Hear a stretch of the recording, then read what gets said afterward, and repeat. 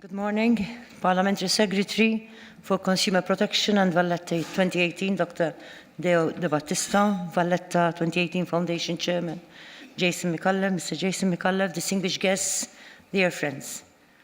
I am truly honored to be invited to deliver some opening remarks at this prestigious 5th International Conference organized by the Valletta 2018 Foundation. It is also a great pleasure to welcome so many distinguished speakers and panelists to the Maltese Islands and participants.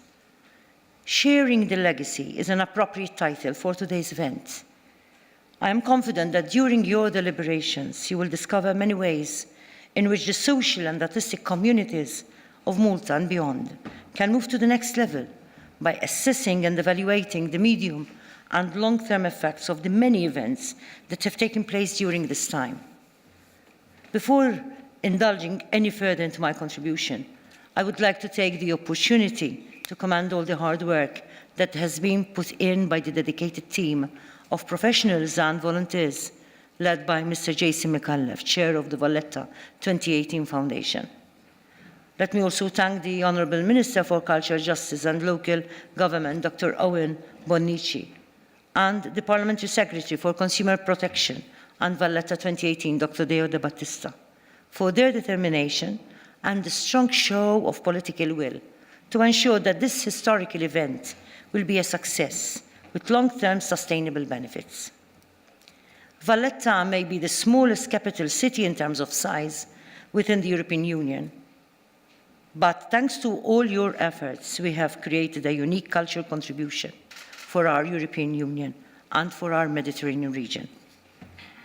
I am also pleased to know that sustainability has been a key consideration across all of the activities and endeavours to make Valletta 2018 a long-term achievement.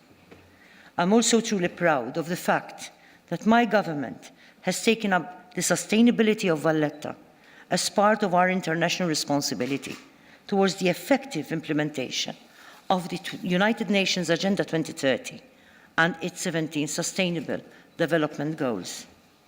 It is by using this roadmap for sustainability, which is provided by the SDGs, that I will focus most of my contribution this morning. Sustainability is at the core of Agenda 2030, which aims for a better planet and the best interests of our human family. It is truly heartening that the international community within the United Nations, for the very first time, recognize the importance of culture, so much so that it is found that culture is found really necessary as a central component of Agenda 2030. I believe that culture is what shapes us. It gives meaning to our identity.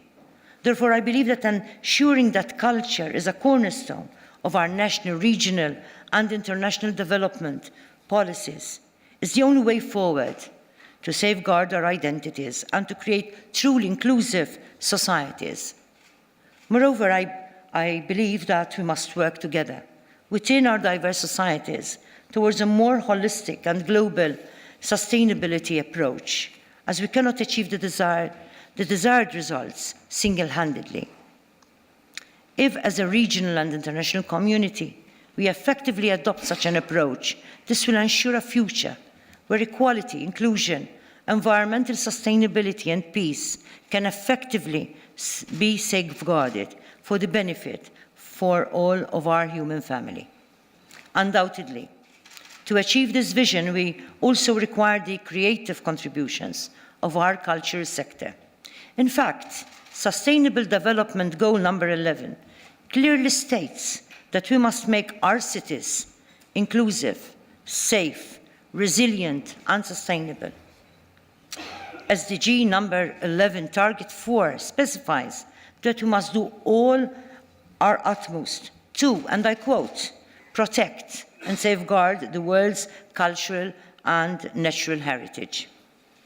I am proud of the many endeavours by my government and Maltese authorities to invest sustainably in Valletta, to ensure that its cultural heritage is conserved and safeguarded.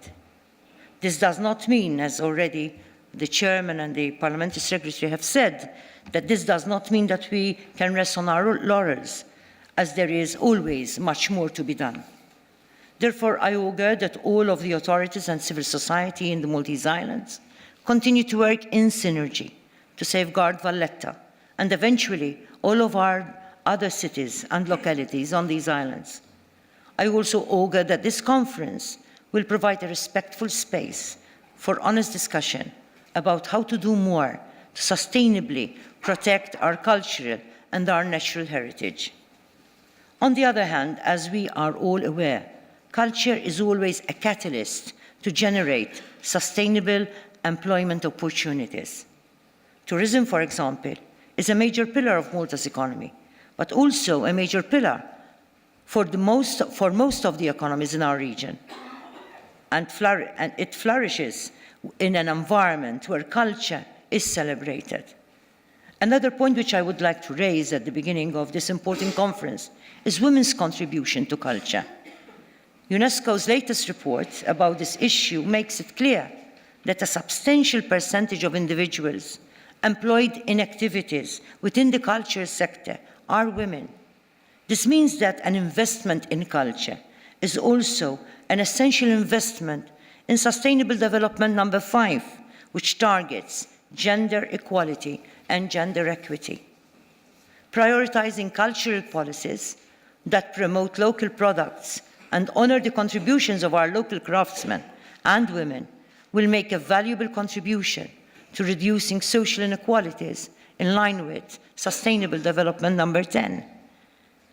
I augur that these principles and objectives embedded within the Agenda 2030 will continue to be highlighted in the strategies of our authorities, institutions, and private sector stakeholders to ensure that cultural sustainability remain high on the Maltese agenda. Working in synergy is key to continue raising the bar and setting new standards in so many areas of social and cultural development. Cultural investment is not something extra. It is an essential investment in the legacy for a more sustainable life for our Maltese Islands. Investment in the culture sector is an investment in our values. These values are a powerful embodiment of our aspirations to create social and political utility through the effective education of our communities, the implementation of social justice, and the commitment to uphold universal human rights and fundamental freedoms. These are the values that constitute a crucial part of our Maltese, Mediterranean, and European heritage. Valletta 2018 has given so much visibility to these values. Malta's geostrategic position at the crossroads of the Mediterranean has made our country a natural bridge between continents and cultures. I hope that the legacy of Valletta's term as European Capital of Culture will be a powerful reminder of this vocation, which we have as Maltese always prioritized as an island for peace and unity.